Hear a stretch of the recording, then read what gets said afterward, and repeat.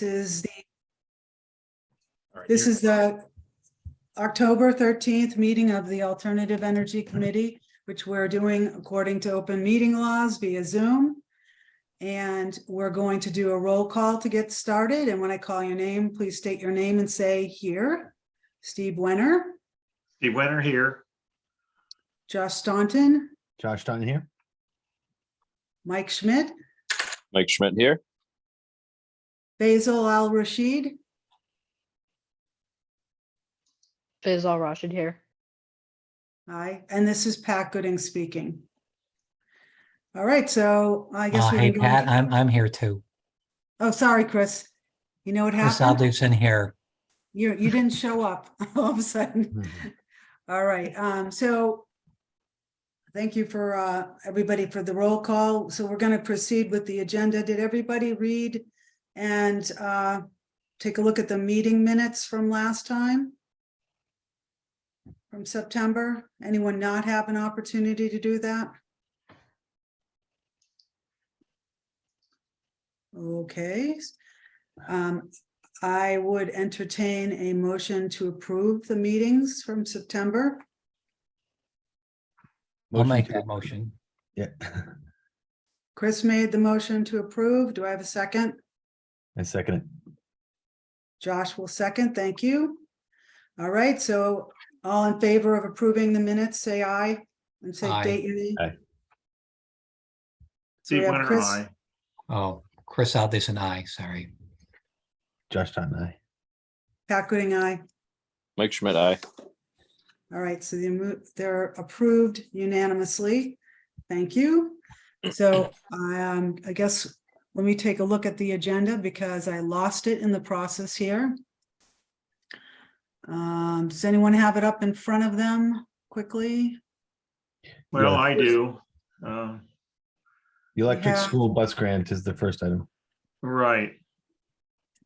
So honestly, I can't talk too much about this because Tanya, I don't know who's on the evaluation committee besides Tanya. I know that there was supposed to be a meeting to discuss this. Chris, I don't know if you have any insight on that, actually.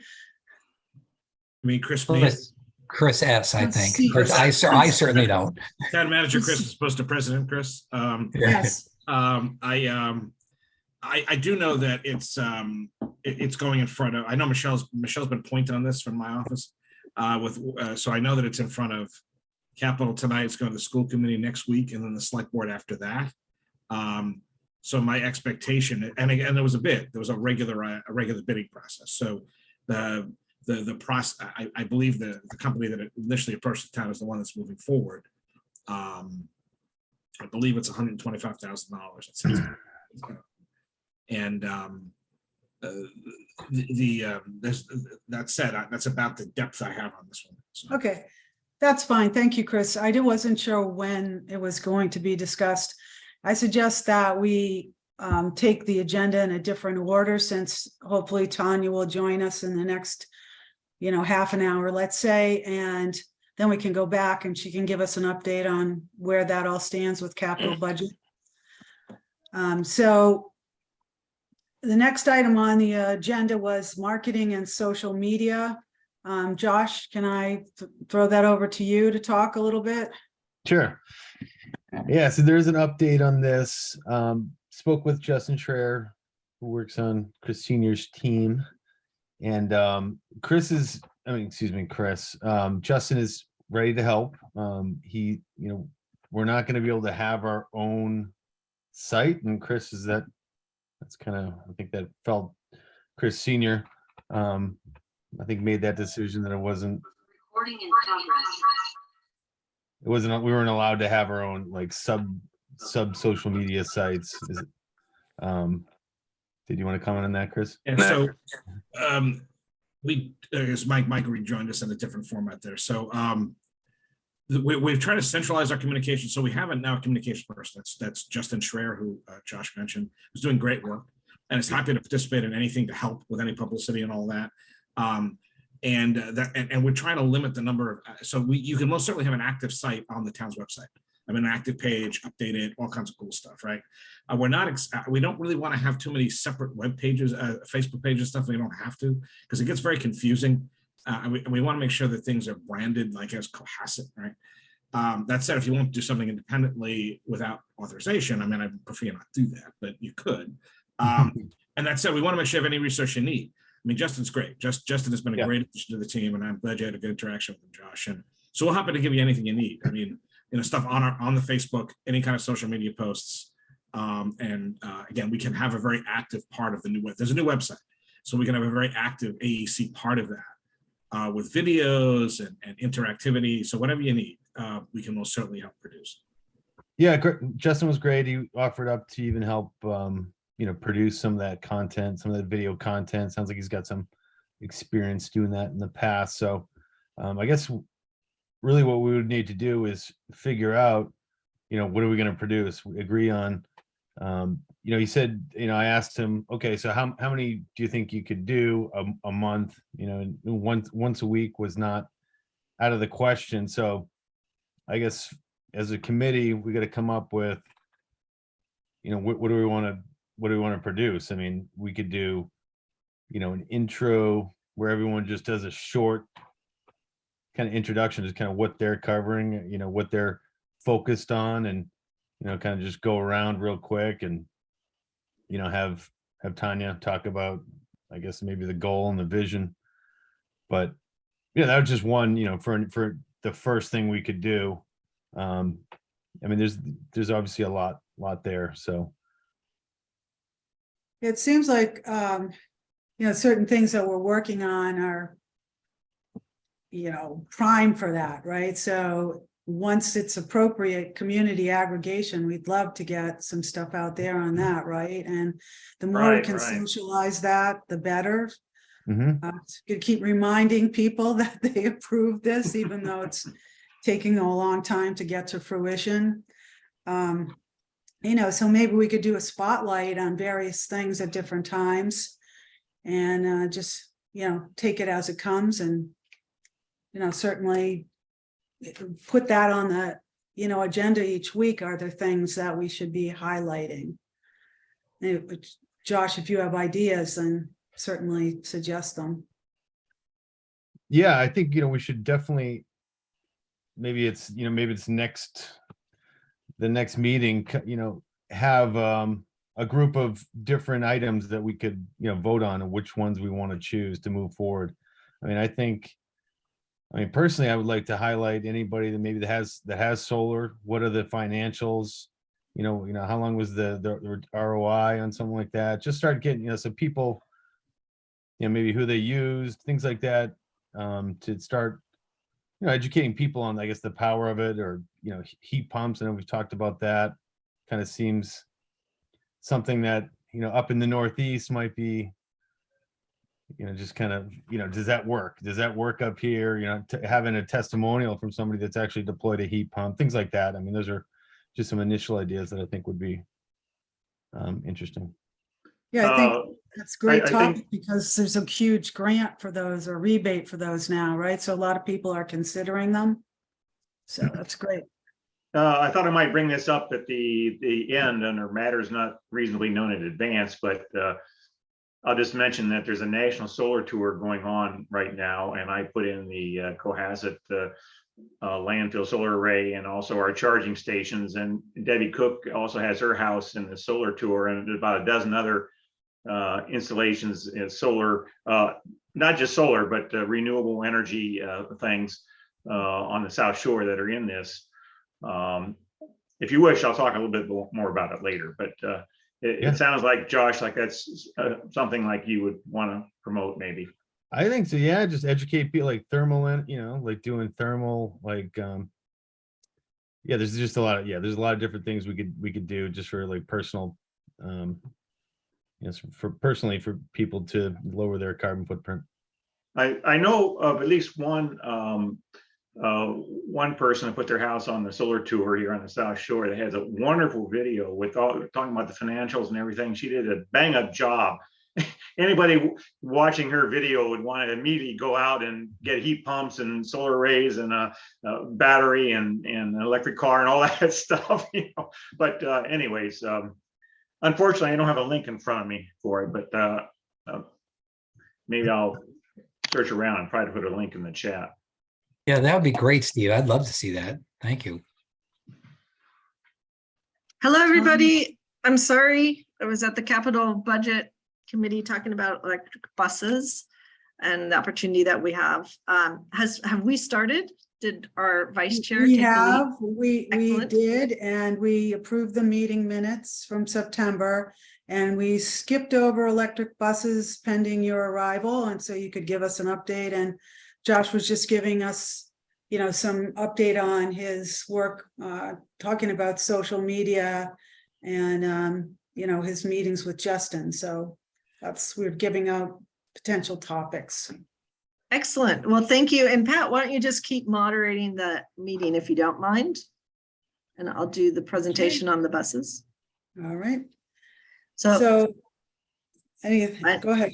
I need to be enabled because I have the presentation that I just gave to the Capital Budget Committee, which is almost exactly the same as the presentation we're prepared to give to the school committee, talking about the You're plugged electric in. bus demonstration plugged- project. You're plugged in, Tanya. You're all set. Okay, thanks, Chris. And thanks, Chris, for operating this meeting.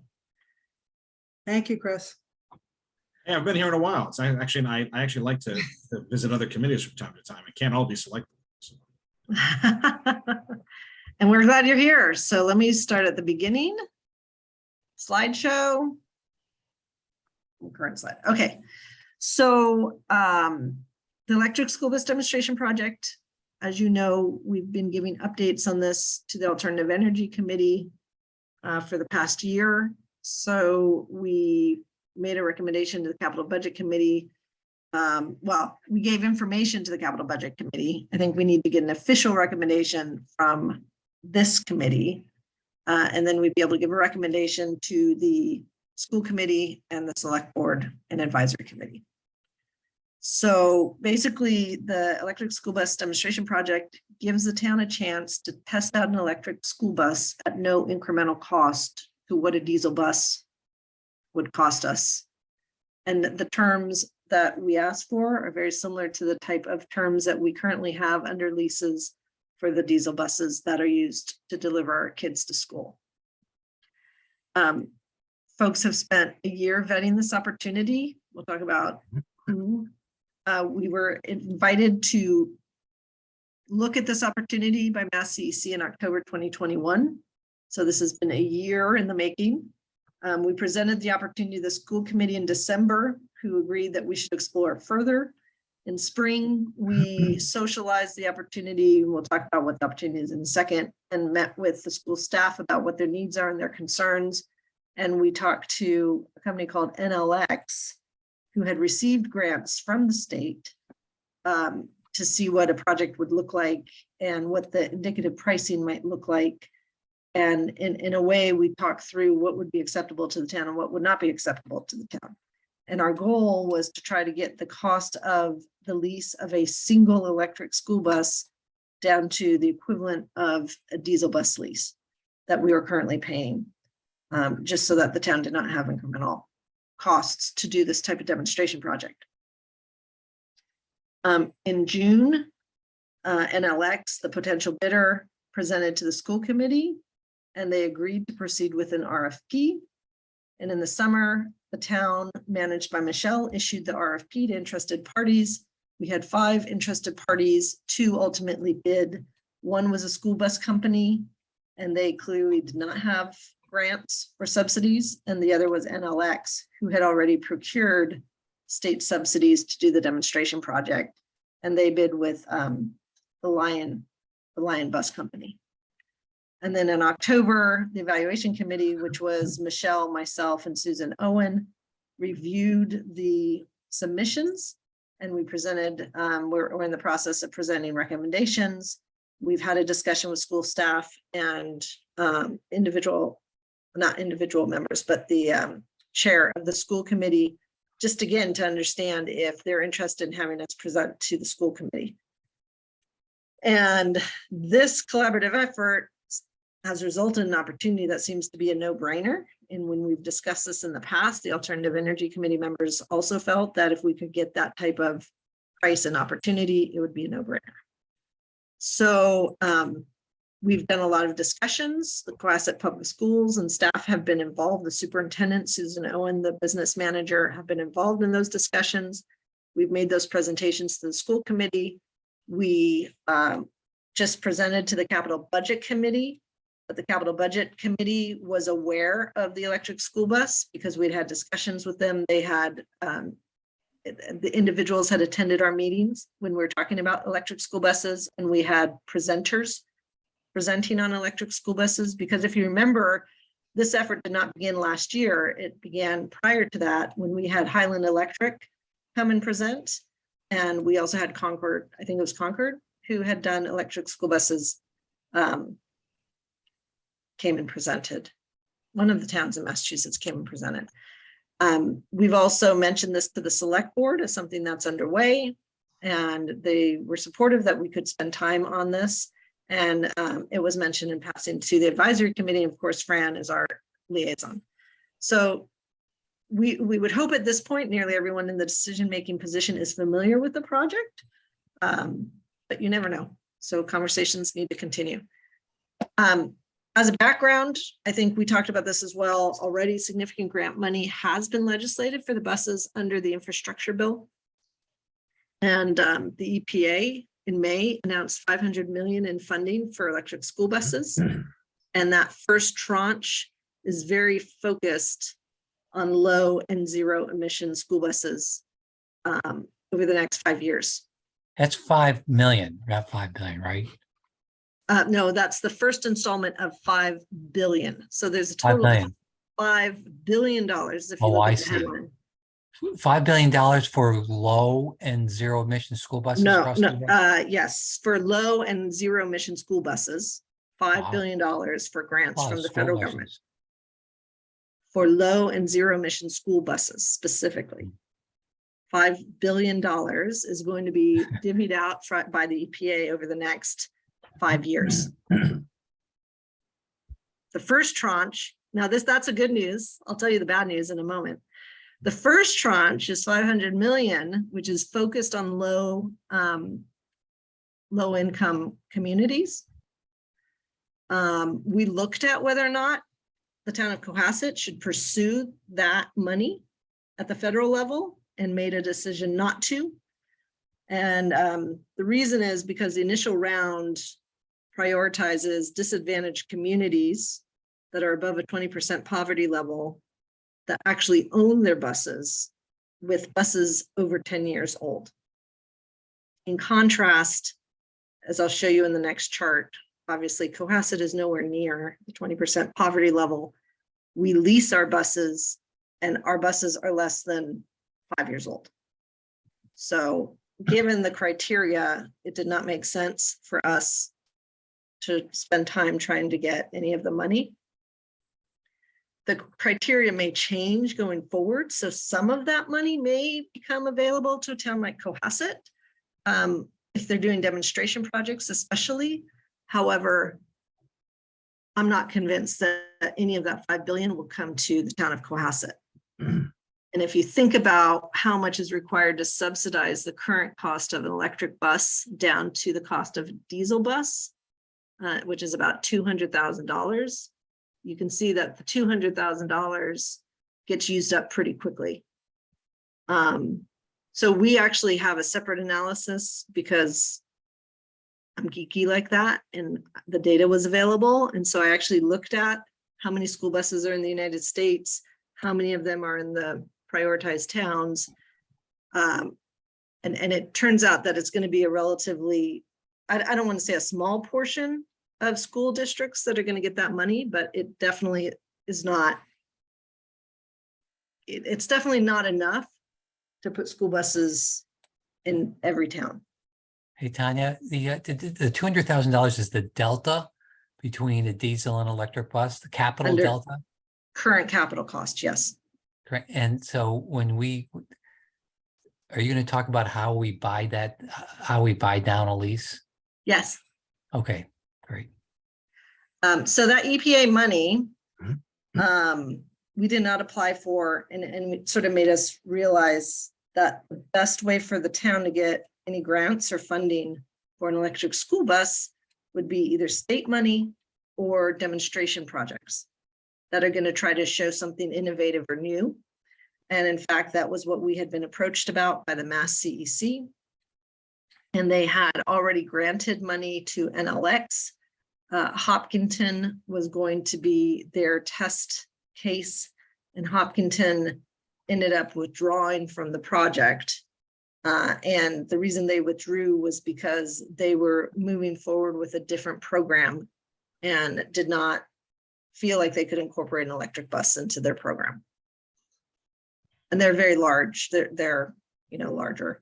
Also, just as background, the Boston School District, I don't know if it was last year or the year before, made a decision to move forward with procuring 10 electric school buses at the market price for electric school buses. And so they were paying $310,000 per bus versus a diesel bus rate of around $120,000. So the Boston School District made a decision to move forward with 10 buses, which is not their entire fleet, to move forward with 10 buses electric and pay the full price to do that as part of their own demonstration project to understand what the electric buses can do and how they could be used going forward. I think we also should recognize that the state of Massachusetts has declared a net zero goal by 2040.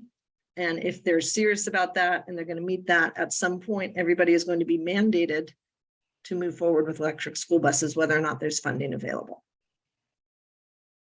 Hopefully, the EPA money will allow the cost curve for electric school buses to move closer to the cost of a diesel bus. Obviously, there's some savings associated with moving from $5 a gallon diesel, which is now down to $3.50 a gallon on average over the country. There's a benefit to move from gas or diesel to electric when prices are high. But even at $5 or $5.50 a gallon, which is what they were, it does not offset a $200,000 capital delta. Especially, I guess it depends on how much you're driving the school bus, but in our case, it doesn't, because we really don't drive those buses many miles, given how small our town is.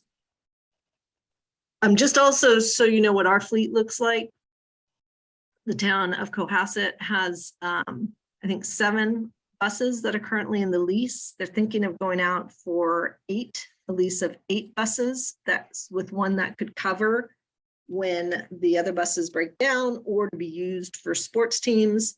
There are also, my understanding is, 2 diesel buses, old diesel buses that are used as backup from when the town owned the buses, used as backup in case the leased buses break down. And so the thought would be, instead of going out to bid for 8, if we went forward with the electric school bus, the town would move forward with a request for proposal for a lease for 7 buses. And this would be a replacement of one of the diesel buses, in which case, given the pricing that we received, there'd be no net incremental cost. However, there was also discussion that maybe they have an extra bus and that the electric bus could be that extra bus, in which case there'd be a $25,000 a year incremental cost.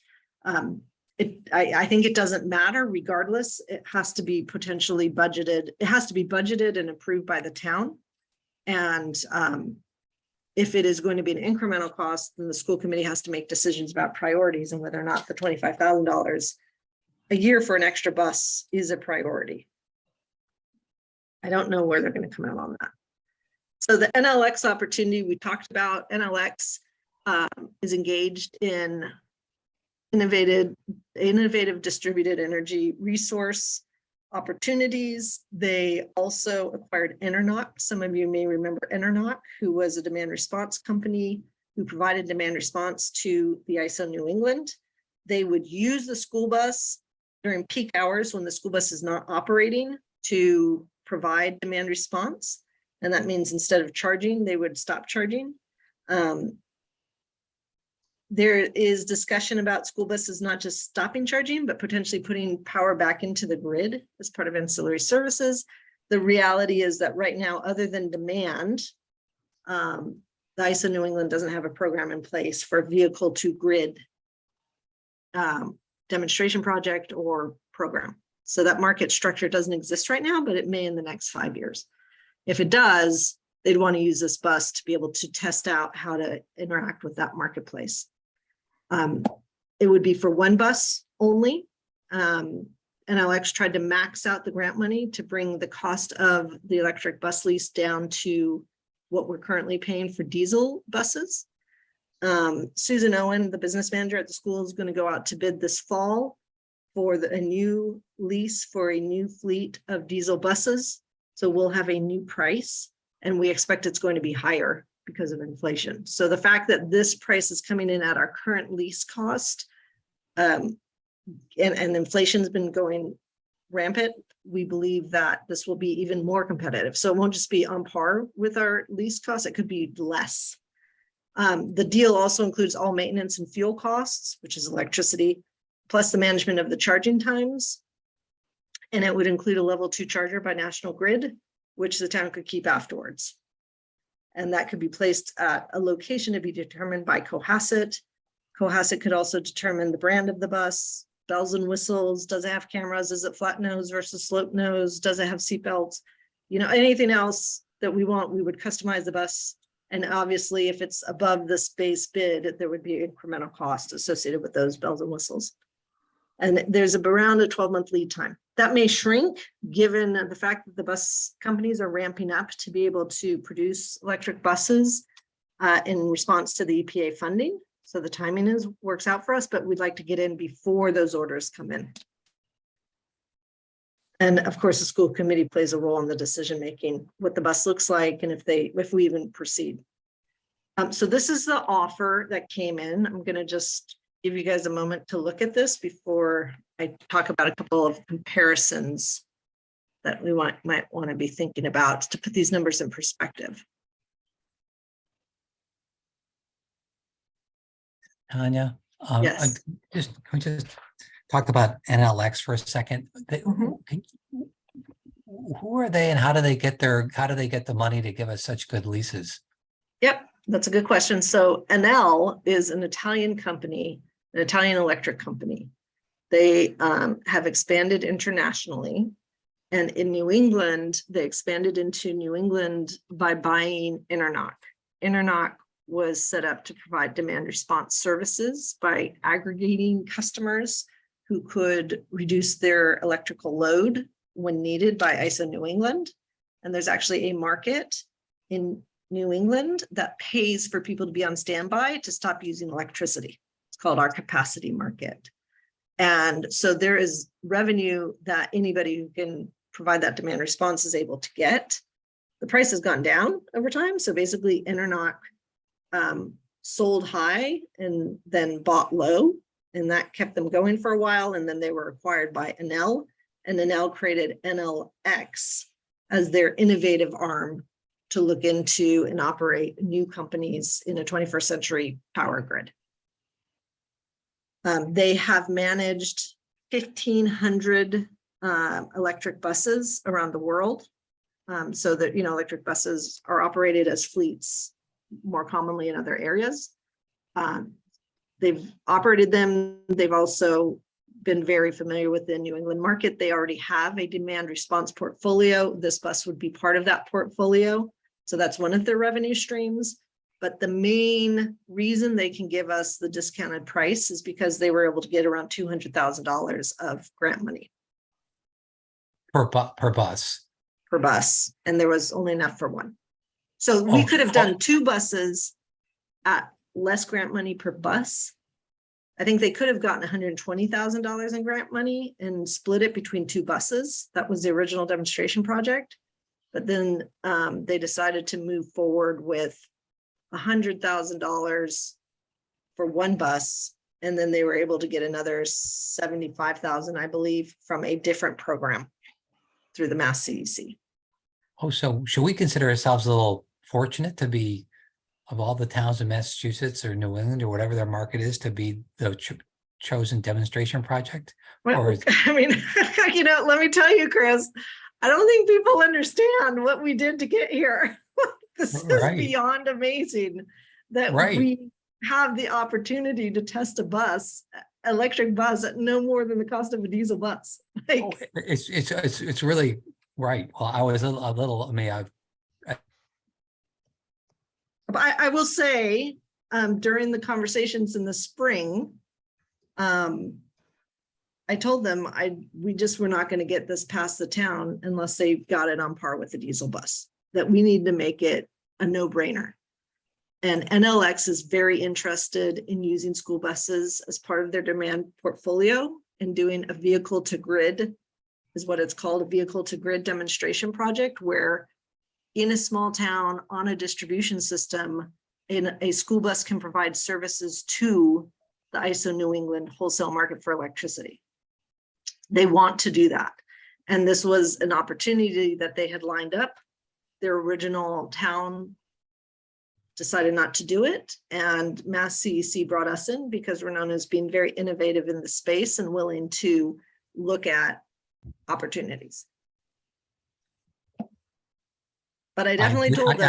I disappeared for a few minutes, for about a minute there. So I just heard a little bit. Okay, so I was just saying that, I'll catch you later. they are interested in showcasing this project. They found an innovative town in the form of Cohasset who was interested in exploring it. And during the indicative conversations we had in the spring, I just made it clear it was going to be hard to sell it to this town unless we got on par with diesel buses. And Yeah. they went Wow. to headquarters in Italy. And I think we're getting more than just the grants. Their initial bid came in higher than 25,000 a year, and we negotiated them down. So I think they're making no money on it. No money. This is a demonstration project in the truest sense of the word. And I don't mean to dwell on this, so we can take this offline or another meeting. But sort of what do we need? What do they want us to demonstrate, and what measures do they want us to measure to indicate whether these things make sense or not? Yeah, so the answer is we don't have to do anything except drive the buses and take children to and from school and That's have a it. place to charge it. Really? So They will manage the measurements and they'll share that data with us. They will measure, they will determine how they can use this bus as part of their demand portfolio, their demand response portfolio. So they will be managing that piece of it. And they will do it around our needs. So Wow. if we're, 2 hours away from driving the buses to go pick up the kids, they are not going to be putting it into the market. Wow. But if it's a they pay for Saturday, yeah. yep, and they're going to pay for the electricity and they're going to pay for the O&M. So what that does is the current lease that the town pays for is $22,000 a year. With the fuel and O&M at current diesel prices, it's around $26,000 a year. These are the red words up at the top, just for comparison. So by Yeah. coming in at 25,000, they're able to beat what we're currently paying under current diesel prices. And given that we're going back out to bid with inflation, I think they're going to beat the new bid as well. And that was the Wow. goal. That was a goal. And diesel buses, a capital cost for a diesel bus is 150 to 200,000, depending on the bells and whistles, whereas an electric bus is 325 to 375. So to answer your question, the delta is around 200,000. Oh. And so what do they want to learn? I mean, the logistically, can a town do it? Does it break down? What's the actual sort of a range, that sort of thing? Yep. How difficult is it to negotiate with the school, given the school bus needs and when they might drive the buses? Do they need a special charging station to do this, or can they do it with a level 2 charger? Because they have a bigger portfolio of demand response, if the bus can't deliver, they're not going to get penalized. They'll just make it up with some other resource. Mhm. However, they also do get the benefit of, bidding into the market and getting that stream. So it's a demonstration project for them to be able to see if a fleet of school buses or electric buses, it doesn't have to be school buses, it could be a fleet of electric buses, but the school buses is part of what they're learning, whether a fleet of electric buses could serve as an electric grid resource. Oh, So Tanya, I've got a couple questions and then maybe we could go around to some of the other folks.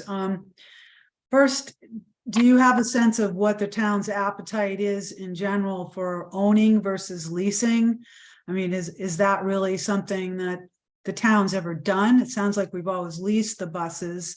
So Mhm. I was just curious why we would want that on the table. Yeah, so the answer is we used to own. And Okay. the leasing the buses is relatively recent. So the town used to own the buses and they used to hire the bus drivers. And then they decided, okay, well, we don't know how to do maintenance. So this is actually taking up a lot of time. So why don't we lease the buses, but we want to keep the bus drivers because we want to know who's driving the bus. We want the kids to know the bus drivers. That was very important. And now that they're looking at OPEB, which is a retirement fund, the retirement payments that you have to make and the medical that you have to give to drivers, they're thinking we'd prefer to just outsource the drivers too, but nobody offers that. So when they go out to bid, they will be going for driverless buses to lease, and then the town will continue to provide the drivers as part of the payroll. Okay. So the town has done both leasing and owning. We specifically asked for both the lease and the lease to own. And the difference in prices you can see on a 5-year bus. So the warranty is 10 years on these electric buses, including the battery. And what you can see is that the 5-year lease to own has a higher monthly price, but we pay $100,000 more at the end of the lease to basically for $1 buy the bus. So we'd get a 5-year-old electric bus with 5 more years on the warranty. But it costs us $100,000. On the 7-year lease, at the end of the 7 years, we could get the bus for $50,000 more than what we otherwise would have paid. But it's now 7 years old with only 3 years left on the warranty. And we don't know what, I mean, we don't know if the town has appetite to own the buses at this point. They're going out to lease in the bid that's going to be imminent because they're looking to renew the lease with brand new diesel buses in June, have the buses delivered in the summer, June or July. So Susan Owens putting together an RFP to go out to bid for renewing the fleet diesel buses. That's why the timing is very good to determine, do you want to do one less and have the electric bus replace one of those? So, so that's where that comes from. At the end of the day, right, you would have paid around $225,000 out of pocket cash for the bus. For something that would cost $325,000, and that's where the grants come in for the subsidy. Plus the use of that bus over those years. Right. So you actually, you avoid, it's a cost avoidance of, the lease amount, if you will, that you would have paid for a diesel bus. So they all seem like reasonable deals. I was curious, I'm not very familiar with leasing agreements, and so why it's more expensive for a 7-year lease than it is for a 5-year lease. Not that it's that much different, but I was just curious why it would go up versus down. I think it's a question of the maintenance costs going up over time. And I think they did the calculation, and initially it depends on your discount rate, what interest rate you're assuming for the lease. Right, because this is basically like a loan payment. The 5-year lease was higher initially than the 7-year, and so they came in and it wasn't by much, but they came in and basically knocked off the price even more. I will say with 100% certainty, it will not get better than this. Like this is to have 2/3 of the cost reduced through grants and a very hungry vendor who wants to demonstrate that this can work. This is a great deal. I mean, one would think that over time, despite the inflation rate, the prices of these things, as they become more ubiquitous, the prices of a school bus is going to tend to go down, I would think. However, this is already such a deal that I can't imagine that we would be looking at, oh gee, we paid 221 when we could have, the prevailing price might be that, but you've already got the usage of it for 5 years. So it seems like a great deal. Yeah, and again, I do think that the price of the bus will come down the cost curve, but we don't know. And so the uncertainty associated with what the cost of the bus would be at the end of the period, it just may not be something that the town wants to take on, not to mention they have made a decision and move towards leasing the buses. So luckily, we don't need to make a recommendation on that. We simply obtain the pricing, and this is for capital budget committee and the school committee and the select board to decide. We just brought in something that's on par with the diesel buses, allows the town to understand electric vehicles. We get to try them before they're adopted more widely. We get the advanced charging station at no cost. We hopefully can act before there's a rush on the market. Take a pole position in future electric bus opportunities, maybe, and we get some direct knowledge of the operations and experience, so the town can decide at the end of the 5 years or 7 years, or even in between, do we want to go for electric buses? If the cost comes down, or if there's a mandate from the state. Logistically, and we have all addressed these logistical issues. It does take 10 hours of driver training for the electric bus, other than a diesel driver. There's a logistical problem tied to the fact that this is going to be a one-off that's not necessarily going to follow the same time frame as the diesel buses. It just depends on the delivery time. But we are sort of as aligned as we possibly can be with respect to the diesel fleet bid and bringing in the electric bus. Parking remains an issue for the buses, and you have to pick a place to park because of the charging station.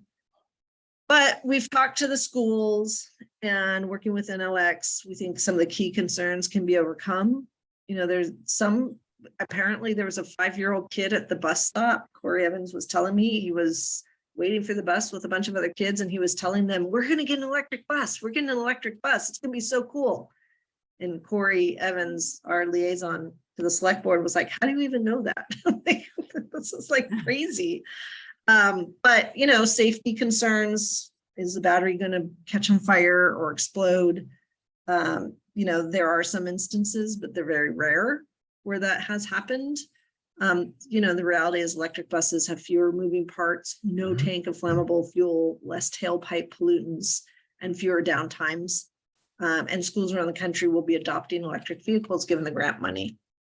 Parking, the town has offered a spot at the rec center for the school bus. So even if the schools don't have a place or keep leasing a third-party site, there is a site for this bus to park on town land that would be able to take advantage of charging stations. And again, whether or not it's in addition to the lease fleet or whether it's part of the lease fleet is up for the school. And then charging station, that could be used for regular cars in case something happens or the lease runs out at the end of 5 years. If that charging station is still operating, cars can use it.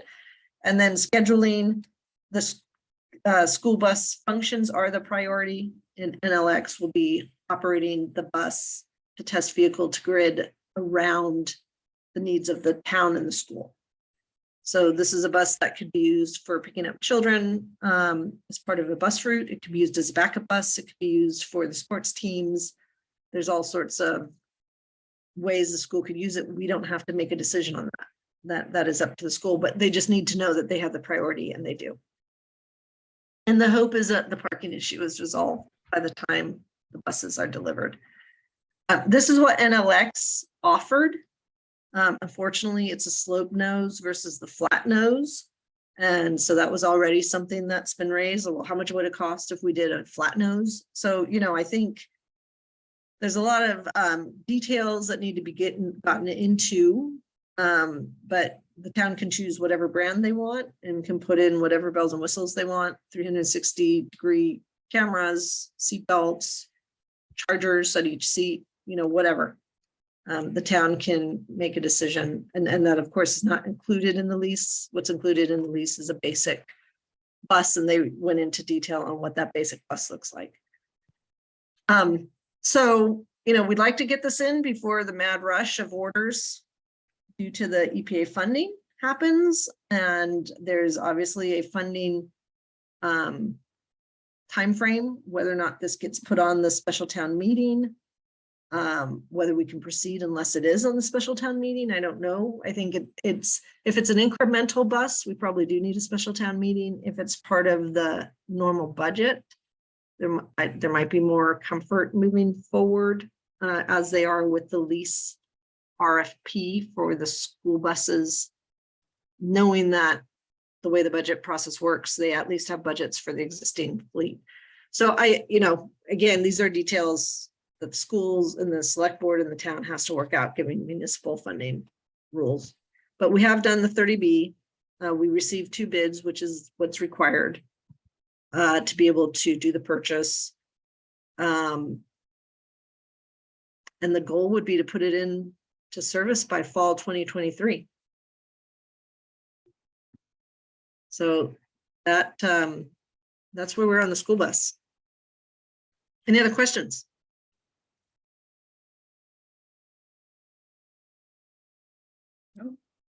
Thank you. How long do buses typically last a town anyway? I'm just curious, because it just seems like doing the lease to buy on like a 5-year makes much more sense. So first of all, it's a question of, does the town want to own a bus, which they used to and then decided they didn't. Second, the town goes out to bid. Well, the town entered into a lease for the current fleet of diesel buses, and they were brand new when the town started the lease. They were basically made to order brand new diesel buses. It was a 3-year lease with an option to extend for 1 year twice. The town made the option to extend 1 year. That's where we're currently in. We're in the extended 1 year period. So the town is going back out to lease because the town pays for the maintenance of the buses in addition to the fuel. So the town is going out to bid, going out to get bids with buses that are only going to be 4 years old Okay. when we're done. Now, let me tell you again, we live in our bubble. There are school districts that have more than 20% poverty levels that own their buses, and the buses are more than 10 years old. Right. So, and there are fleets that are huge, much bigger than ours. Like, we're a tiny town that only has 7 buses plus 2 backup buses from when we used to own them. So, you know, there's to be able to turn over your bus fleet after they're 4 years old is like leasing a car and changing it out every 4 years. I mean, you know, Right. we just that's just what the town has decided to do from an Yeah. economic It just point of seems you view. get a deal on it, right? You get a $350,000 bus for 220, and it's less than actually leasing it. Well, Or I mean, it's not that's over 10 years. I'm sorry.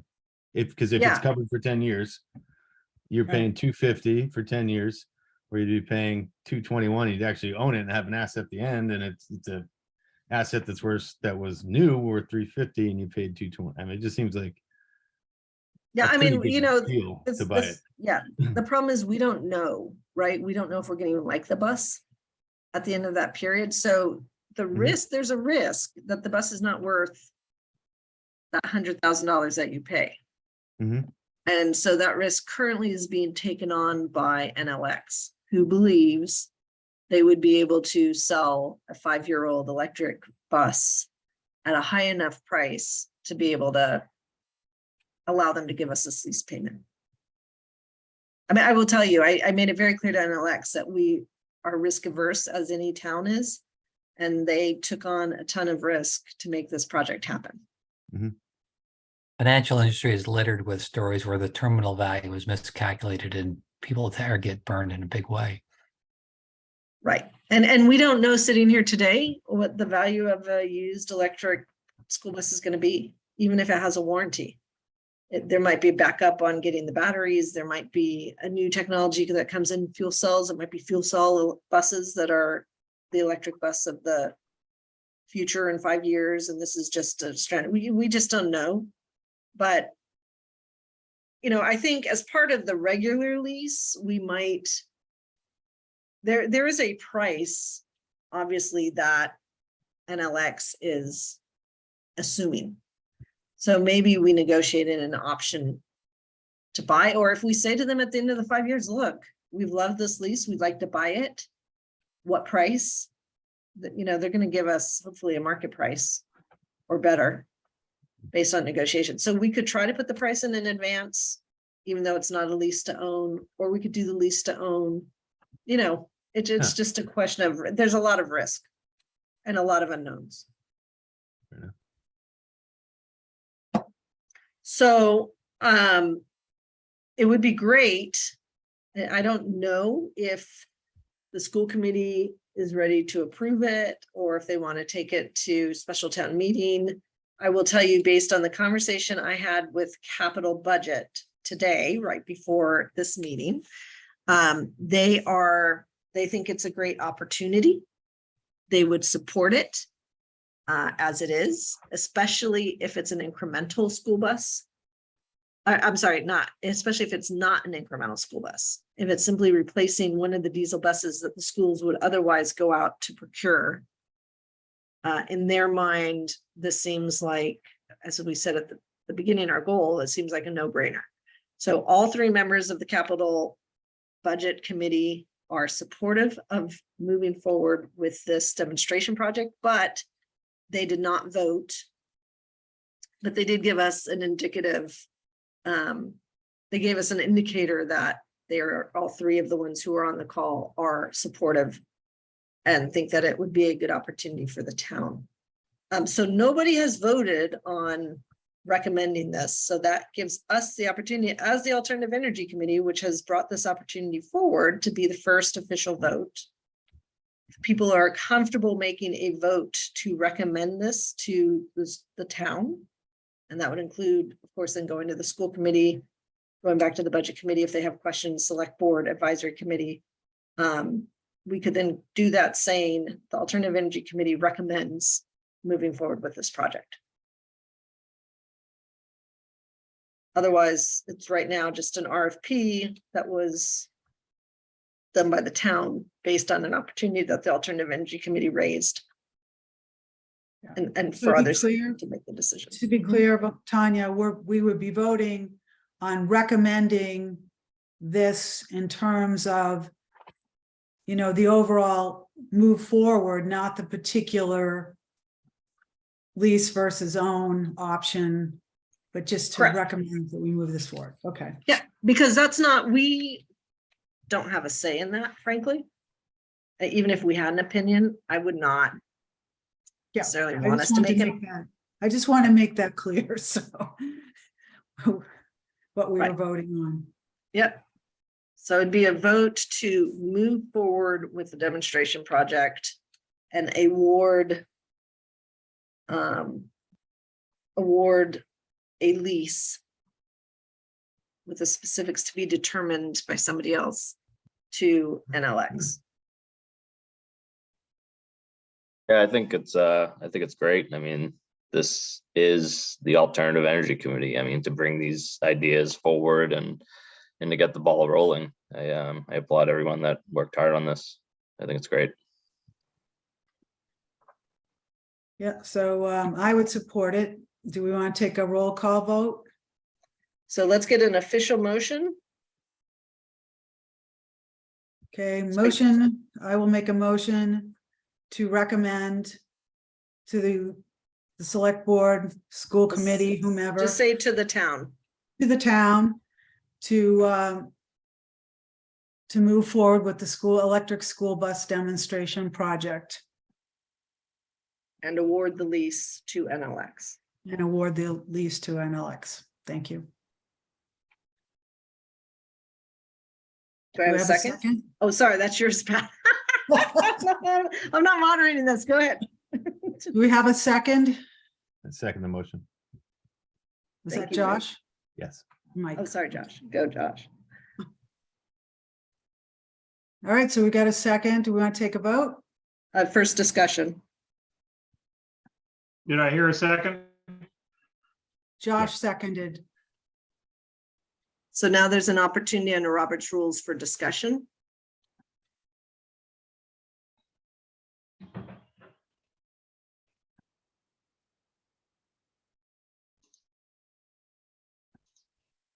So Pat, if there's no discussion, you could take a roll call vote. Okay, if there's no further questions, let's take a roll call vote. I'm gonna please state your name after your vote. Chris Odelson, would you start with that? Yes, Chris Odleyson, yay. Mike Schmidt, Mike Schmidt, aye, or yes. Steve Winter, Steve Winter, aye. Tanya Bodell. Tanya Bodell, aye. Who are we missing besides me? So I can't see Aye. everybody. Josh Taunton, I have to. Pat Gooding, aye. So the vote is all in favor. So it's approved unanimously.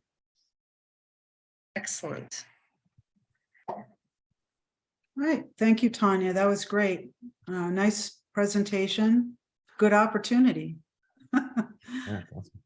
So the next thing on our agenda tonight is the National Grid Fleet Assessment Update. So I guess you're on again. So Michelle, I think, is the key point person on that, and she's with the Capital Budget Committee, so we'll have to defer an update to the next meeting. Okay. All right, so Steve, you want to give us any update on the community aggregation project? Any news? Sure, I think everybody by now knows that finally the DPU approved our plan along with Situate and Marshfield and several other towns that were submitted by Good Energy at the same time. So it's been a long wait. Maybe they were listening finally to our belly aching. Maybe just got annoyed with us enough to finally pass our plan. But anyways, I was unable to get a hold of our consultant from Good Energy, John Roy, today, so I don't have an update on the prices. But when I talked to him a week and a half ago, he was a bit pessimistic about it immediately being able to go to bid because of the volatility of the prices right now. It's very disappointing that the DPU took this long to do it, because we could have, if they'd been prompt in approving our plan, we could have locked in 11 cents a kilowatt hour long-term contracts for our residents. And as it is now, the rates are going up upwards of 34 cents. So it's piss poor that we had to miss out on the good rates because of the inaction of the DPU. Anyway,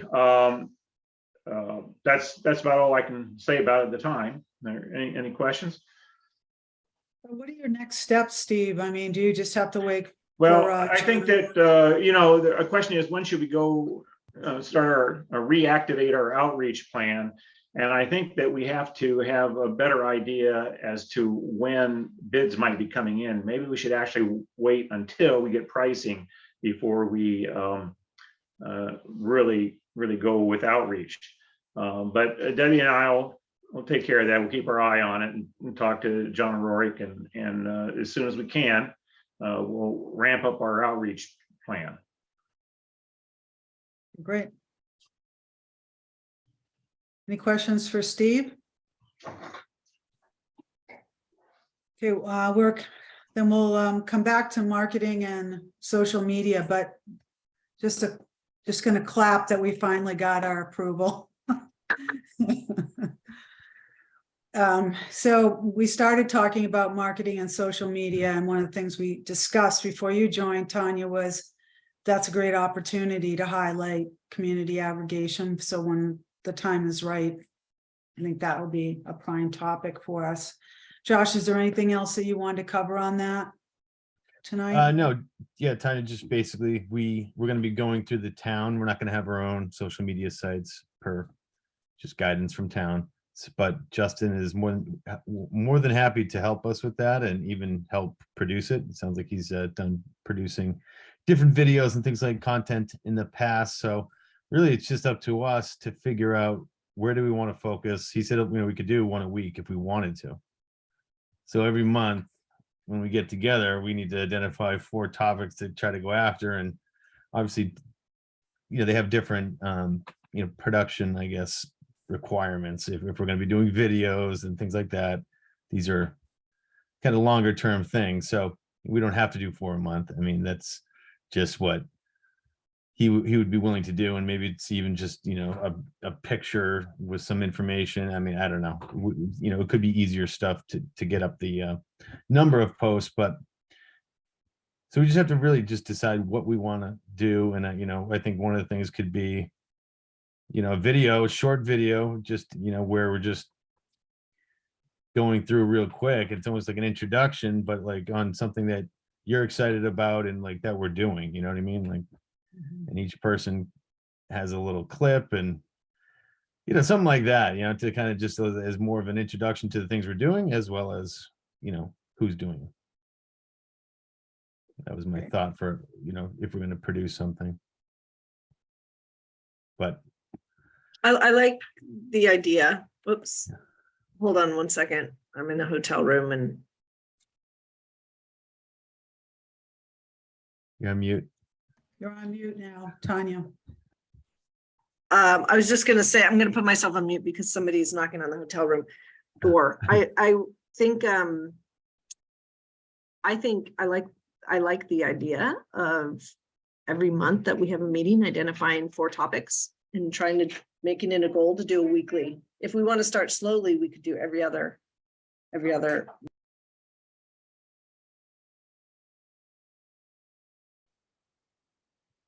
Sorry, we could do every other week if we want to start, or make it, I would say, if we feel comfortable trying to make it a goal to identify 4 topics, we have enough. Yeah, absolutely. Just it's the production and those types of things. So if we're doing something that's producing and interviewing, or 6-7 different people, obviously just going to take a little bit more runway. But yeah, Well, I mean, let's talk about it now. I mean, right Okay. now, because I think we could start. What would be our 4 topics based on today? Yeah, I mean, I think an introduction to some of these different things. We all just take a topic, maybe the carbon footprint. I could just say, hey, my name is Josh Staunton. One of the things that I'm excited about is getting a carbon footprint. Every January 1st, when you have those New Year's resolutions and you want to lose weight, first thing you do is get on that scale. That's what we're doing here. And that's why we need to baseline our carbon footprint in town so we can figure out where we can make an improvement. And then just go click over to Steve, and then just roll through it. I mean, that's one thought, but, and then the other thing we talked about was possibly spotlighting people that have deployed a heat pump. Okay, how does that work for you have you had it through the winter? What's been the financial impact? Your people that have deployed solar, what was the return on investment? How many years? Who'd you go with? Were you happy? Those types of things. But Yeah. Well, we could talk about electric school buses, right? yeah, exactly. So, We could have NLX give an introduction, say the Alternative Energy Committee has recommended us, and talk about what they're doing. I think, Steve, you can say, woo woo, our plan has been approved, finally. Yeah, right. But wait, Don't tell because them the 11 cents. do it, yeah. Yeah. and I think also, the last meeting, there was a lot of discussion in terms of some of the new grant money that's available and the discounts that people can get, and maybe just highlighting, yay, did you know, just 5 facts about what residents can do with the new incentives that are available through the federal government and through the Massachusetts government, so that people realize that stuff's there and that they can take advantage of it. I think that's great, Pat. Yeah, that'd be just to give an overview of what's available. educate people. I think our school liaison should be the one who talks about the electric school bus. Maybe does an interview with an Alex. That's a great idea. He's silent. Yeah, nice.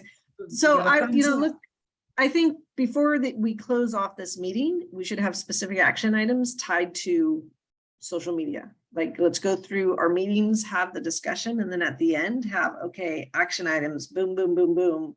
And maybe it's just a blurb with a picture.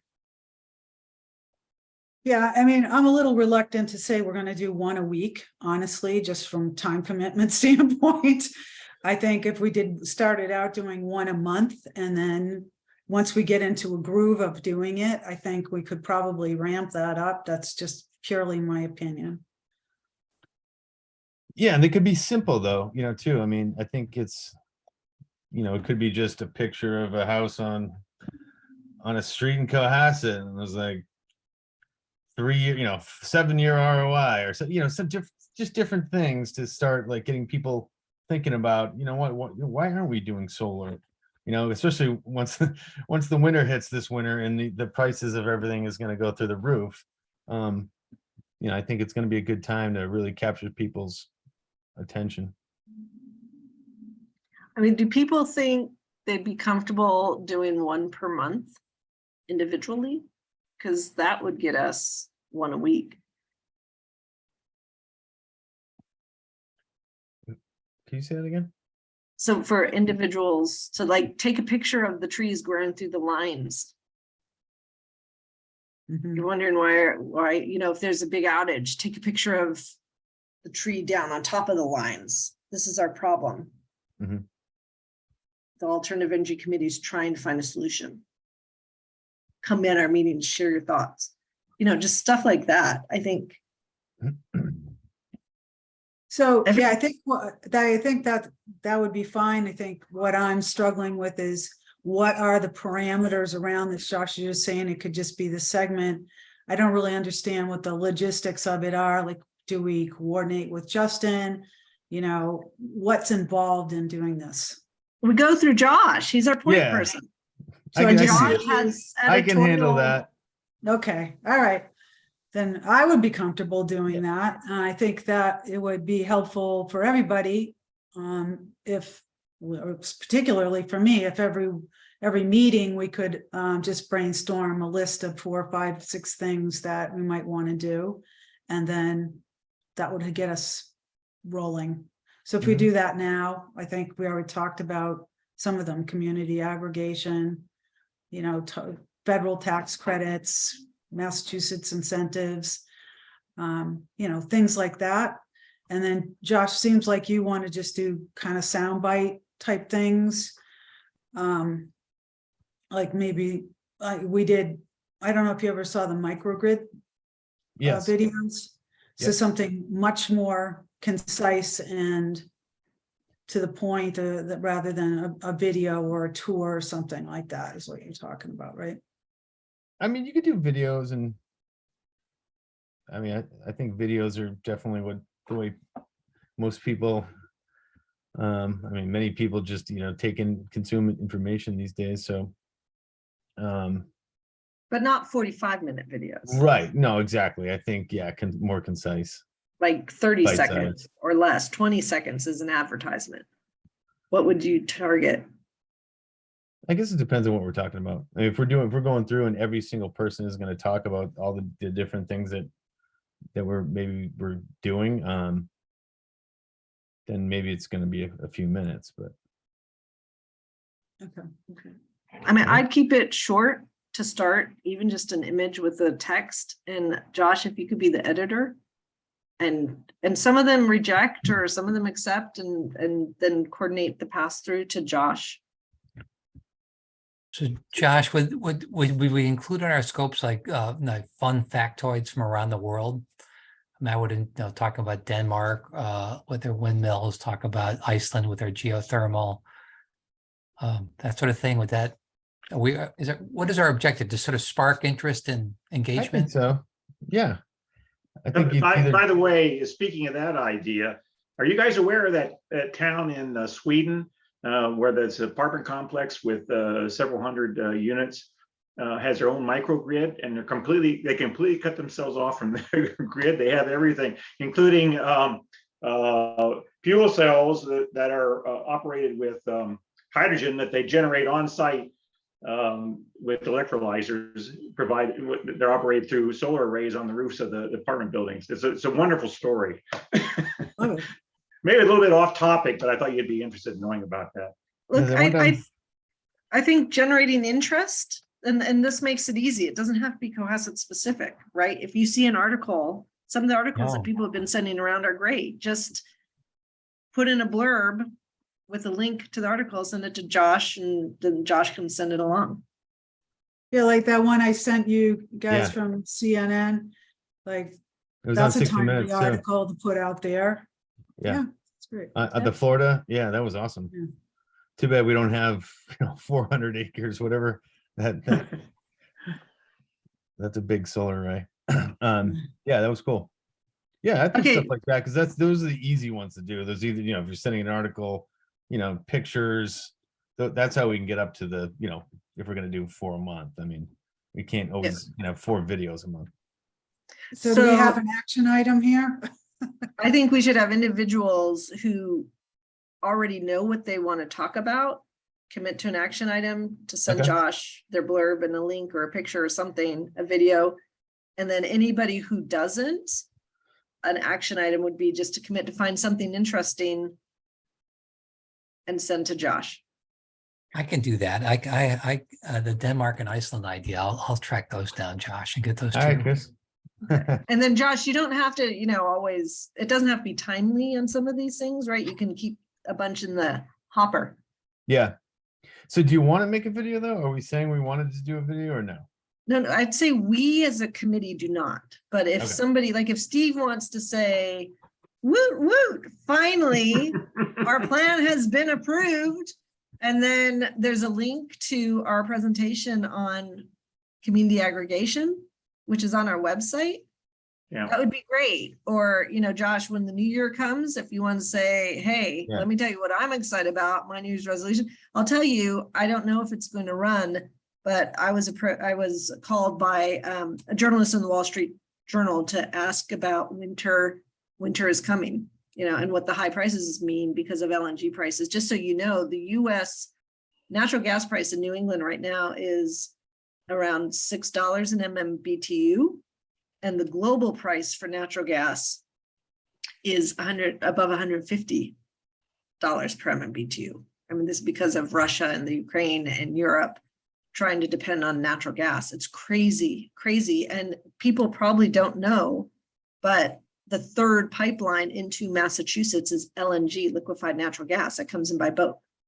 So we heavily depend on liquefied natural gas. Luckily, the gas utilities, I hope, have already procured their supply. So there's already increases. We've seen that in our bills, but for electricity, anybody who is dependent on a competitive retailer or a non-utility that hasn't been hedged, they're going to be in trouble. It's going to be really bad. Yeah, National Grid is raising their price to around 34 cents a kilowatt hour. They announced that a week or so ago. Yeah, I think they're anticipating what the cost is going to be. And Eversource, John expects Eversource prices to be even higher. And this seems like it would make renewables that much more economic. But anyway, so I'm happy if that comes out. I'm happy to do I'll already have a tweet or a link or something, so I'll just forward that to you, Josh, and we can do it through the Yeah. town. Yeah. As part of the Alternative Energy Committee, and I'll focus it on if you need an excuse to go renewable, now's the time type of thing, or if you wanted to, now it's not the time to go heat pumps, right? Because that's going to be that much more expensive, but also the gas, it just depends if they're hedged. If they've already procured. So I'll do something. So I'll commit to doing a retweet of the Wall Street Journal article or something tied to the high winter gas prices. Why isn't it the time to go heat pumps? I'm sorry. Did you say Because that? heat pumps rely on electricity and they just raised the price to 34 cents. Yeah, but if National you get Grid- solar, Solar is not a heat pump. Solar is different. solar makes electricity, and if you have a heat pump. Oh, it's yeah, solar. if you have solar, yeah, no, if you have Yeah, solar, all right, but you have to have the solar to go with the Right. heat pump. Okay. So I'll commit to that. Steve, do you want to do the announcement that our plan's been approved? Sure. So what do you want? Just like a 30-second short video or? You don't even have to do a video. You can just do a blurb and include the link to Okay, a community aggregation plan presentation that we provided. all right. Sounds good. Yeah, Or if you even have a- just a picture, pick the Yeah. picture that we've done. Yeah. Yeah. Okay, great. then- So we, And so then we we got Chris doing an international blurb. And I guess we could do something about the school buses. Our recommendation, Alternative Energy Committee recommended. Yeah. Approving, so I can draft that, Okay. and then we can do something more elaborate. If the school committee approves. Moving forward. and if you still have a link to that article, maybe we could cherry pick something out of that article, that Florida town. Mhm. So specific action items for Debbie to put into the books. I think, have we clarified who's doing what? I think what I'm hearing is each of us should submit an action as an action item, an idea for Josh on what we would do. Correct. All right, good. And then are we Perfect. gathering them, or am I gathering them for like approval at some next meeting, or am I just? No, we're just you're gonna launch gathering it? them. I mean, I guess Alright. it's up to this committee, but I would trust Josh to be able to review and then feed them to the town. Sounds I good. trust Josh too. Thanks, Chris. Mike, All right. anything on that you wanted to add to it? No, sounds good. Well, I'm not very creative, but I'll try to think of something I can do. You can tell us what Hull is doing with their Yeah. backup generators. Yeah, I don't know how green that is. Doesn't matter. Yeah, I'll come up with something. Okay. Okay, great. So anything else on social media? If not, we're going to move on to solar energy Stop and Shop Smart 2.0 credits and timing of a new RFP. All right, so just an update on the Stop and Shop credits. We have finally gotten a signed letter of intent from the town, which was forwarded to Palmer Capital regarding the credits on the Stop and Shop Plaza. This is the second letter we've sent them, and the letter was needed so that Palmer Capital could put the second project into the queue. So they now have put the second project into the queue. I think it's like 150 megawatts. They've now put that into the queue. And hopefully that gives us an opportunity to get some of the net metering credits, which offset the cost. And currently town council has in their inbox, and they have for 8 months, a draft credit purchase agreement. So we need town council to review that contracts before the town moves forward. Once the town council reviews it, we can then take it to the select board and say, we've already recommended moving forward with the credits. If you recall, this committee has voted to approve that or voted to recommend it to the select board. So I'm just waiting for a meeting with the select board and town council's review. Because if we go to the select board and say, we recommend this, they're gonna say, well, what does town council say? And it's just better to try to have it. I mean, I'm still gonna mention it just so that they don't hear about it for the first time in 6 months, but it'd be nice to have town council's review. What's the how does one get into the town council's sort of to-do list? You send it to Michelle and hope Michelle forwards it, and then you bother her Hmm. and try not to be too much of a pest. Got it. And then you wait and you try to practice patience, which you don't normally have. In fact, you don't have any of it, and your husband wanted to name one of your children Patience, so you'd have a little, but you try to practice patience. So I've been practicing a lot of patience. Meanwhile, Michelle's juggling a lot of different things, right? Michelle's very busy. But Chris, since you're on the call, could you please bother town council to get back with comments on the credit purchase agreement? I'll take that as a yes. That was a Chris Senior, just to be clear. Yes, yes. You can handle this, Chris, if you want to.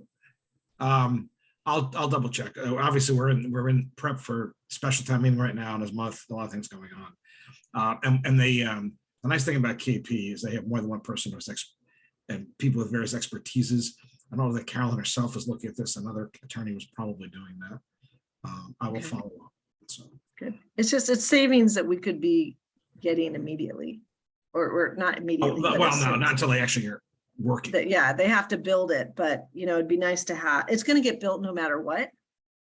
They'd rather give it to the town.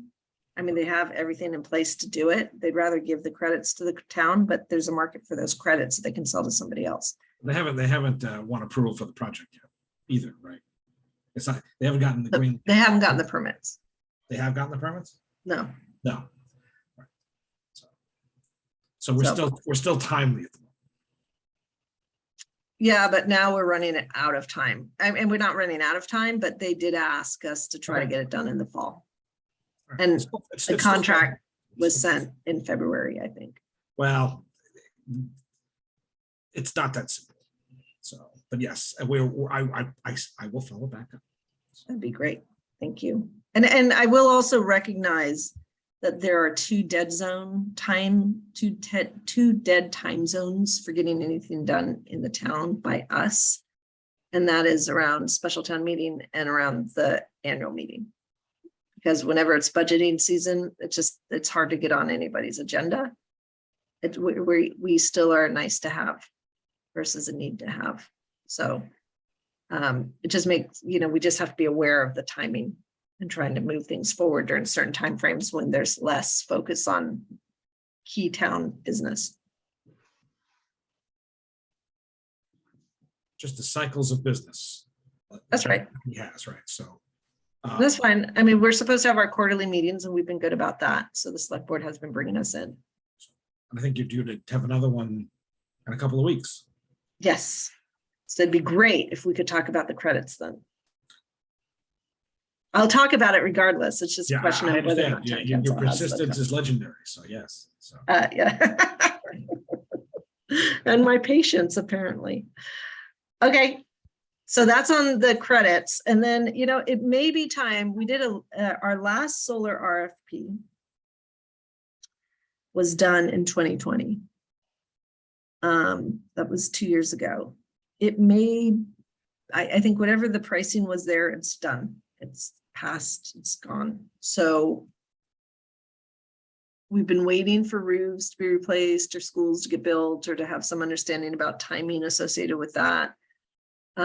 We have gotten an indication that, well, every time there's a new roof, I get excited. So there is roof replacement on the police department, but that's a very small site that doesn't give us any savings. There's new roof going on the library. Turns out that actually does give us potential savings if the town wants to put solar onto the library roofs once those are replaced. So I don't think we have the opportunity to do it now, but we may want to consider in 2023, setting as one of our priorities, going out to bid again for solar. Given what we know. Oh, and if there's a school bus depot built at Deer Hill, that would be a great place to put potentially parking carports.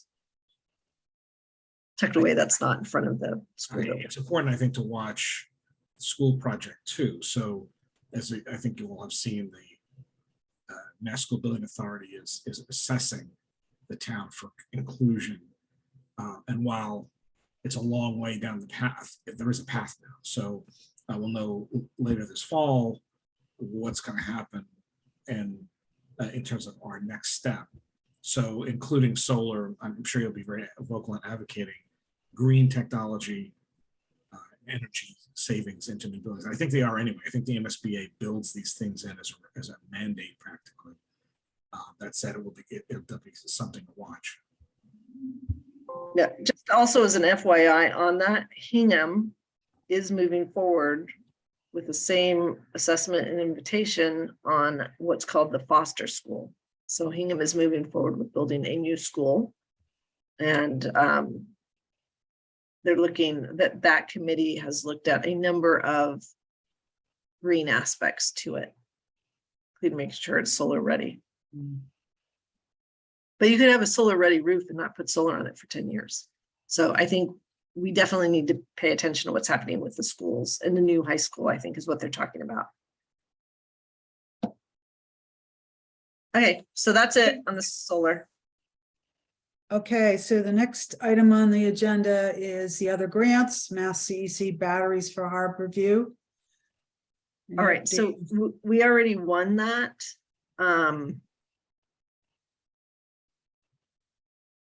I don't know if we've signed for it, but at a minimum, we can put some backup batteries in the common areas of Harborview. I did talk to Taffy and a member of the board.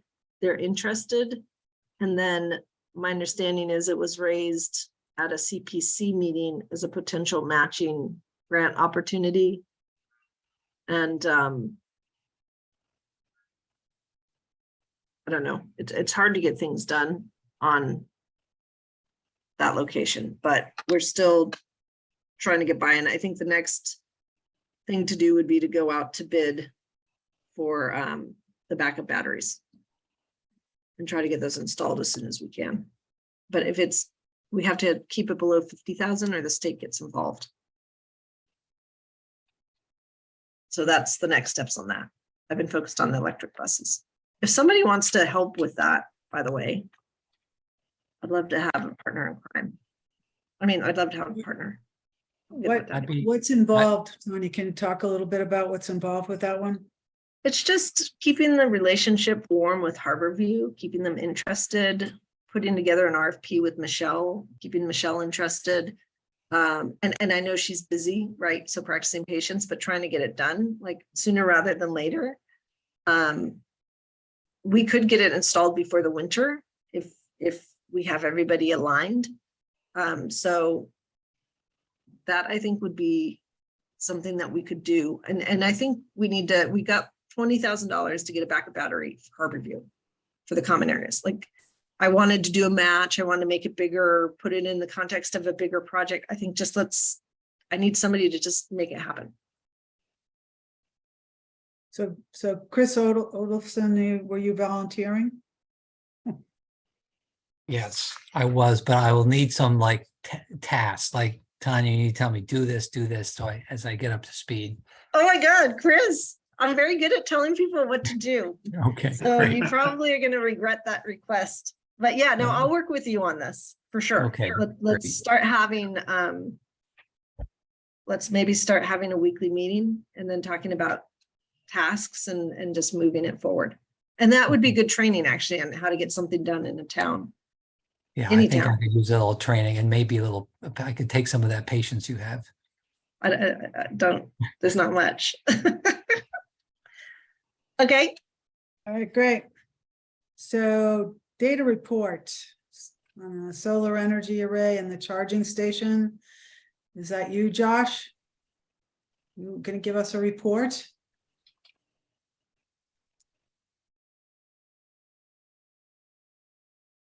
Yep. Sorry, I'm just gonna log in here.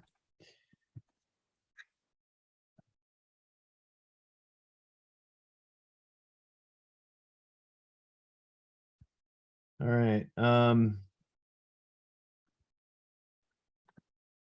So September, we used about 6.3 megawatts of electricity at the charging stations. Had about 93 unique drivers, 377 sessions. Average session length, 7 hours. Any That's questions? average? The average was 7 hours? Yes. 2 hours and 43 of charging, 4 hours of idle. So is there a trend there? Can you refresh our trend? Yeah, what just happened? The trend on the average session length, and it doesn't have a trending on average session length, but I think if we go back, I can take a look at the last 3 kind of snaps that we've taken. It seems like that's been pretty standard, that people are staying on for way more hours than once the charge is done. So what's the energy trend? The energy trend has been pretty flat. So as I said, we used about 6 in September, about 6 in August. July was the highest, it was almost 7, but it's been pretty much around 5 to 6 has been since May. Okay, so we're pretty stable there. Yeah. I'm a little surprised we're not seeing some increase. Just because of gas prices or something, or? Well, yeah, and also, electric vehicles are becoming more common. So I'm a little surprised that we haven't seen a bigger lift in that in the usage. It'll Well, be part of the interesting problem is when- is if people are sitting in those spots beyond the time they're using the actual charger, that's prohibiting other people from getting in there and using the I charger. don't think so. I charge there at least twice a week, and I've never been unable to find a charger free, a port free. Where So I are don't you, think that's an issue. what lot are you speaking of? Usually I charge at the library or on the reverse side, the playground area. But either way, I've never found them all occupied. I think people don't know about, like, I think the question is, do we want to let people know about it, knowing we've made a recommendation to start charging?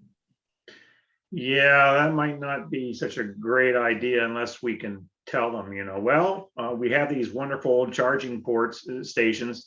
They'll be free until January 15th or something, whatever, if Well, we they had don't a have to be date. free, that people know they're available, so if they're down. Oh, I know, but do we want to, if we try to advertise it, like say on the Cohasset Facebook page or something, do we want to say that currently they're free or not mention pricing at all?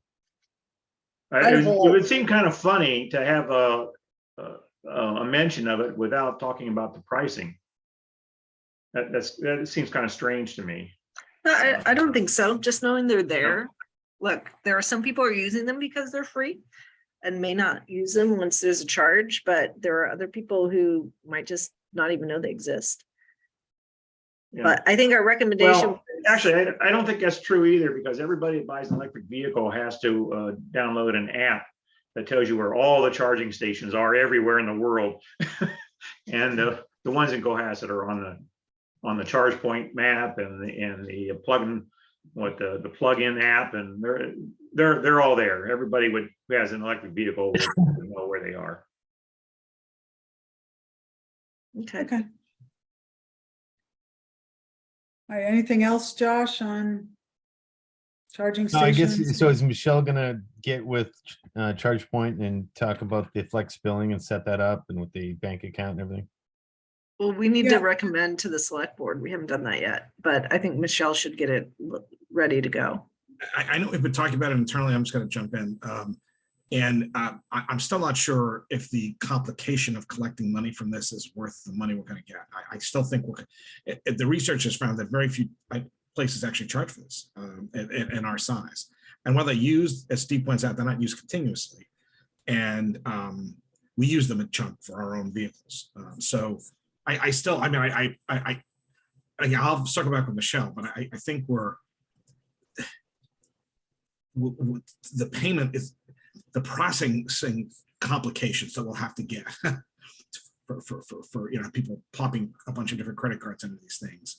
I don't know what it's going to cost, right? So I think it's still being looked at, like how much we're going to get at the end of the day, and how complicated it's going to be. So we're still looking at that. So it's not. So I just want to let you know that. So it's not. It's also not on the very front burner of anything right now. There's a lot of other lot of. This is $500 a month. We're dealing with projects that are $5 million right now. So it's a topic, particularly since we have to replace the ones behind town hall. Those unfortunately are broken. It's amazing. They're 5 years old and the technology's out of date. So it's a little distressing. Yeah, hopefully the technology's improved a bit. The reliability's improved a little bit, but I don't know. It's just distressing that something it's that young. Now, granted, they were free. So that said, that they're almost unfixable, or basically they're unfixable. So I'm not excited about that because we have a bunch more that are going to wear out at some point. So that said, we're looking to replace those too, because we can't get a grant to replace them because they won't pay to replace them. They only pay to put new ones in. So we were talking about trying to find a new location, parking lot, just make them new and just decommission the old ones. But that's something that we hadn't had on our radar screen. But as technology ages, right, you have to replace things, and I am getting a little concerned now as to what that will mean with these charging stations, because it's not like we can send our mechanics out to fix these things, right? They're not. We don't have anybody with any skills on this stuff yet. So we are looking at the charging. That's the collection of payments, but there's a broader question about also their long-term viability once they come out of warranty. Right. So, yeah, Chris, all those things have been discussed, and I did speak with Michelle this afternoon a little bit about it. So absent speaking to you, she was, happy with the proposal that had been made, that being a short-term one to sort of implement an offset of the cost. The outstanding thing was trying to get information back from the charge point rep, which she was waiting for, in terms of what fee are they going to charge, and whether it's a fixed or variable fee to do that processing. So it may be, as you say, there may be some complication. At this point, this afternoon, she didn't seem to think it was going to be a problem, but she was still waiting to hear back from them. So I think, we'll wait until she has more information and move forward from there. Yeah, and if it goes up to 34 cents per kilowatt, that's about $2,000 a month. Right. No, right. No. Obviously, pricing changes are kind of a big difference. Yeah, I'm just saying, I don't know what. But we're you not. guys are paying So today. our municipal rates are locked though. So I'm not. We don't vary like the residential market. We have a locked set of rates. So we're not leaping.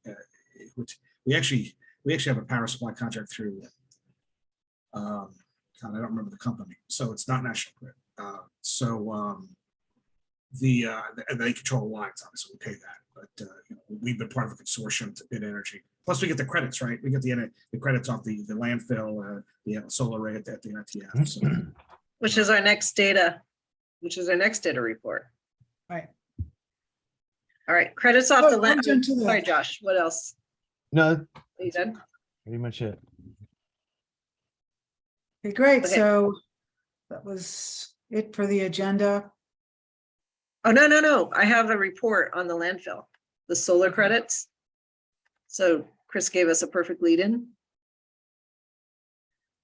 Hopefully everybody can see this.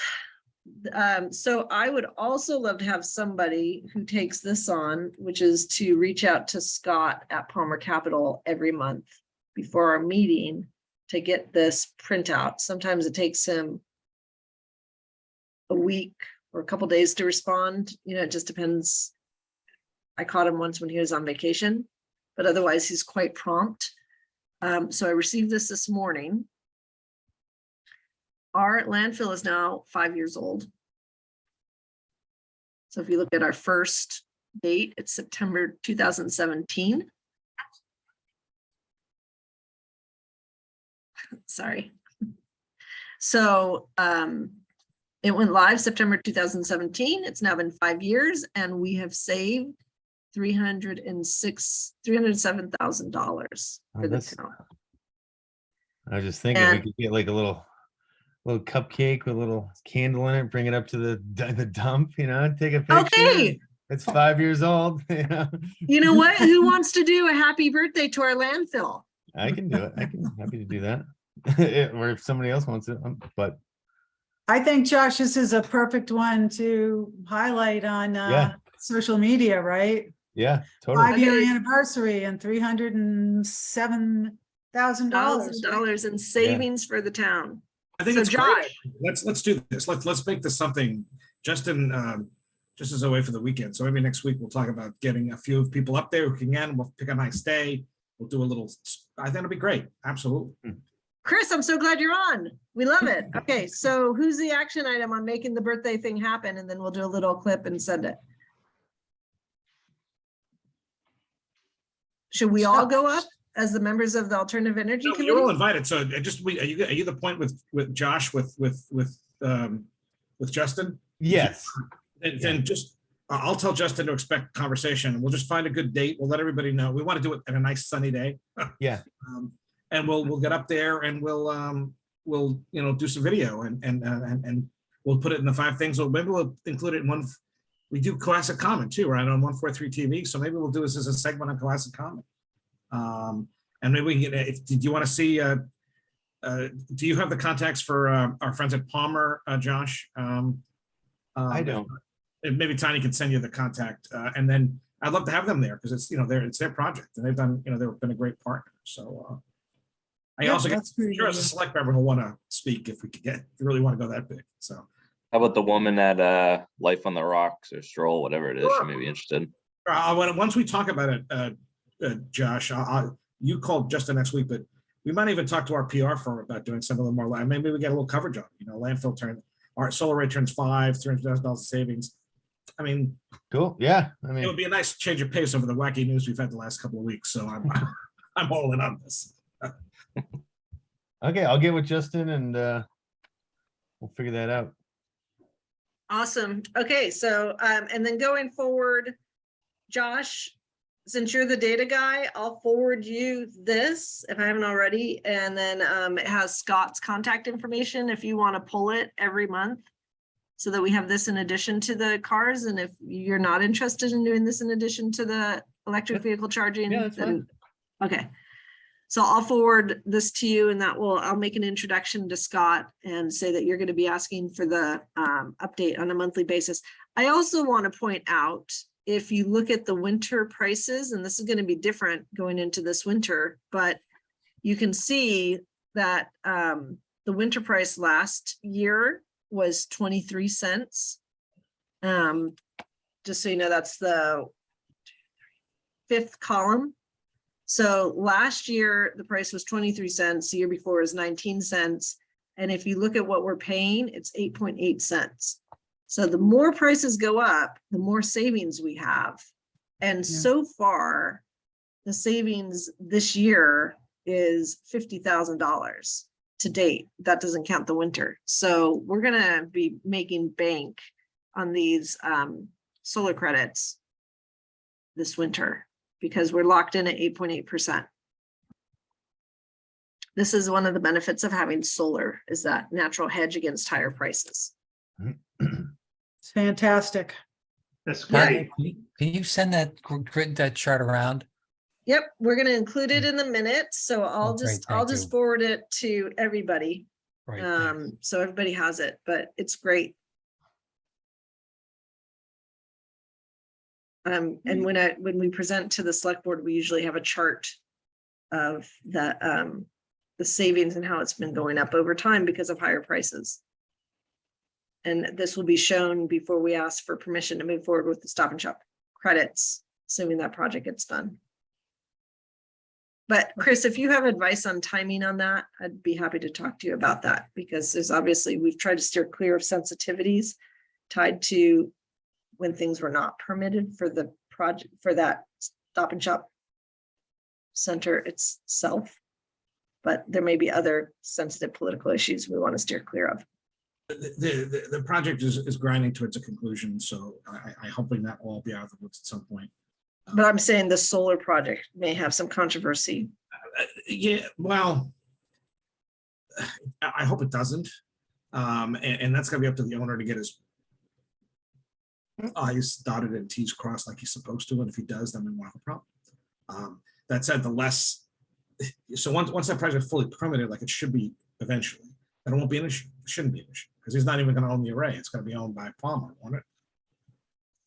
Is Palmer gonna own it, or like? Palmer's gonna own the array. Palmer says if they can get the permits, they're going to build it no matter what, even if the town isn't buying the credits. Right. Because there's enough of a market for the credits. We're really partnering with Palmer, so I mean, in a sense, really, I mean, right? I mean, so it's different. I'm not, you know, again, I try to focus on business, not the personalities, as much as possible. And in a small town, it's I know that that's hard to ignore. That said, if it's a good deal, it's a good deal, and we should look at it, right? And it's green, right? So and there's a fair amount of roof there, so it's there's not a lot of places like it. It's not, I mean, it's open, and there's not a lot of trees that are kind of block it, so it's actually a pretty good site, I think. It's a great site, and if we had solar at that site, it would be a good building block for a potential future situation. So it's good to have the solar in the town. We're gonna be Sweden and have our own microgrid like Steve was talking about. We're gonna start building. That'd be a cornerstone of it. Okay, all right. So that's it on the solar, but I'm gonna forward this to everybody. Okay, great. So you have So it. that's it for our agenda. And Nope. no, What else is on the Matters agenda? not reasonably known in advance. yes, I was going to say that. Thank you, Steve. Okay. Are there any matters not reasonably known in advance? Yes. Anyways, Tanya, before you were able to join us, I mentioned the National Solar Tour. And so I want to give a little more information about that. The South Shore is participating in this through a couple of climate organizations. And I submitted a photo of the solar array at the landfill, and also of our committee in front of the charging stations as part of this.